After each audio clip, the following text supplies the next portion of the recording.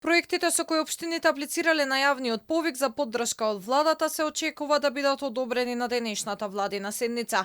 Александар Николовски вели дека од страна на Министерството за транспорт проектите се завршени и одобрени и дека најголем дел, односно 90% биле во тоа министерство.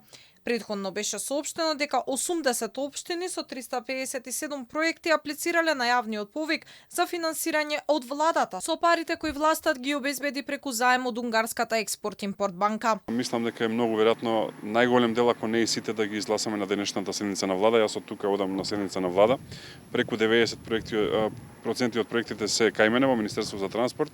Истите заедно со тимот во Министерството за транспорт ги завршивме. Министерството за транспорт работи на модернизација на патната инфраструктура. Министерот Николовски од Велес изрази надеж дека до пролет ќе се стартува со проектирање на брзата пруга Скопје-Велес, со што на оваа релација ќе се патува 25 минути.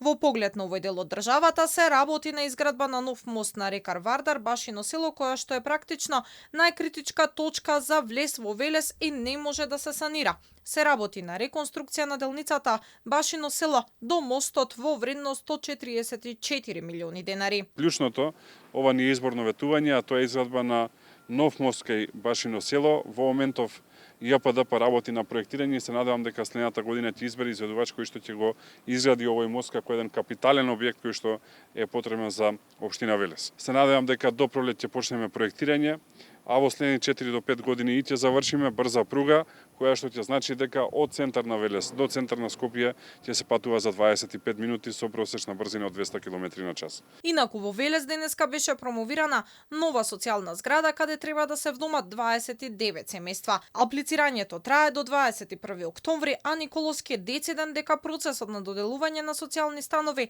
ќе биде максимално транспарентен. Вели тој лично ќе го наблюдувал за да нема злоупотреба.